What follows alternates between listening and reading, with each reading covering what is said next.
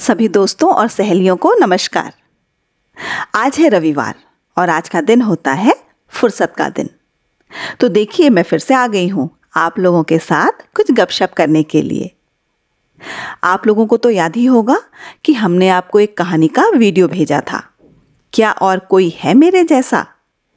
तो किसने किसने ये कहानी देखी और अपने बच्चों को भी दिखाई?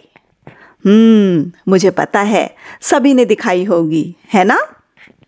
तो जैसा कि आप सब जानते ही हैं कि इस कहानी में एक गधे का बच्चा ये खोजने लगता है कि उसके जैसा कोई और है क्या, लेकिन उसे दूसरा मैं यानी कि बिल्कुल अपनी तरह कोई भी नहीं मिलता है।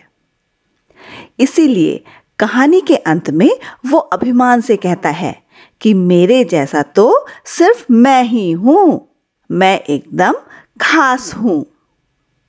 तो ये कहानी एक महत्वपूर्ण बात हमें बताती है कि हर बालक अलग अलग होता है, खास होता है। कोई एक व्यक्ति दूसरे व्यक्ति की तरह हो ही नहीं सकता है। आप भी सोचकर देखिए, आप भी मान जाएंगे ये बात। क्या ऐसा और कोई है जो बिल्कुल आप जैसे दिखता हो, आप ही की तरह व्यवहार करता हो, बोलता हो और जिसकी पसंद नापसंद भी बिल्कुल आप ही की तरह हो? यहाँ तक कि जुड़वा बच्चे भी सभी बातों में एक जैसे नहीं होते हैं। एक ही घर में पले बढ़े भाई बहन भी एक दूसरे से अलग होते हैं। आप शायद सोच रहे होंगे कि हाँ, हमें पता है हर बालक अलग होता है। बहुत अच्छा।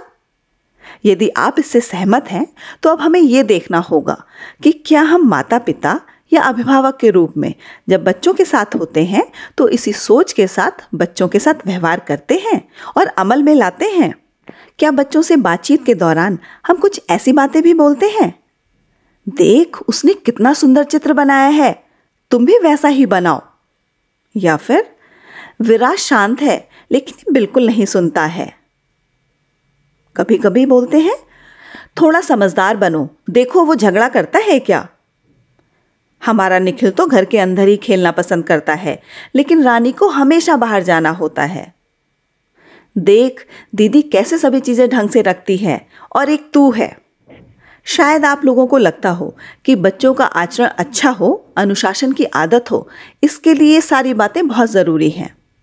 बिल्कुल सही है, लेकिन अगर हर बालक खास है, इससे आप सहमत हैं, तो क्या किसी से तुलना किए बिना हम हमारी बातचीत बच्चों से कर सकते हैं?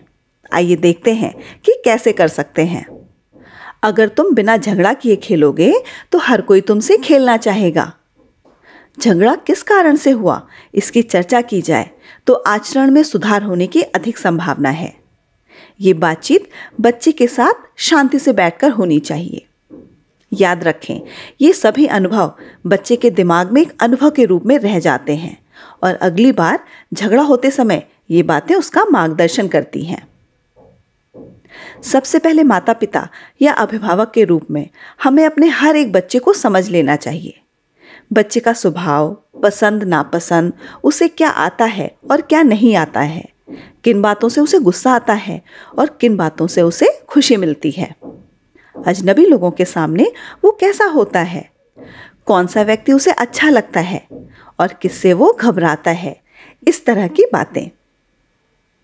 अब कौन कौन सी बातें बच्चे को पसंद नहीं आती हैं, ये पता लग जाने के बाद उसके लिए उपाय करना आसान हो जाता है। मान लो आपने ये जान लिया कि अगर कोई दूसरा बच्चा घर में आया है और आपका बच्चा अपने खिलौने उसे नहीं देगा, तो इस बात के लिए बच्चे का आचरण बदलने के पहले बच्चे के दिमाग में इस बात को लेकर क्या है, ये जानना बहुत ज़रूरी है। जैसे कि उसे लगता है कि दूसरा बच्चा वो खिलौना तोड़ देगा या फिर घर ले जाएगा, या ये मेरा पसंदीदा खिलौना है, मैं किसी को भी नहीं दूंगा। इसके बाद आप अपने बच्चे को समझाएं कि खिलौना दूसरे बच्चों को देने से क्या होगा और ये बातें हमारे बच्चों को हमें ही समझानी होंगी। जैसे एक साथ खेलने में मज़ा आता है, नए दोस्त मिल जाएंगे, तुम उसके घर गए तो वो भी तुम्हें उसके खिलौने देगा। इसके बाद अंतिम निर्णय बच्चे पर छोड़ दीजिए और देखिए कि वो क्या करता है। याद है आप लोगों को कुछ दिनों पहले एक कार्य करने के लिए एक वीडियो आपको भेजा था। मुझे तुम्हारे बारे में क्या पसंद है। क्या आपने वो कार्य किया? क्या एक बात पर आप सभी ने कभी ध्यान दिया है? हमें बच्चे में क्या अच्छा नहीं लगता है, यही बातें हम उसे ज़्यादातर बताते हैं। हमें उसके बारे में क्या अच्छा लगता है ये बताना हम भूल जाते हैं। जब उसमें हमें क्या अच्छा लगता है, ये जो बातें हम कहते हैं वो बच्चे के दिमाग में हमेशा के लिए रह जाती हैं। मेरे माता पिता मुझे पसंद करते हैं, मैं अच्छा हूँ, ये उसे समझ में आता है। इससे आपके साथ रिश्ता बनाने में उसे मदद मिलती है। सबसे महत्वपूर्ण बात है कि इससे बच्चे अपनी गलतियों पर चर्चा करने के लिए, उन्हें सुधारने के लिए तैयार होते हैं।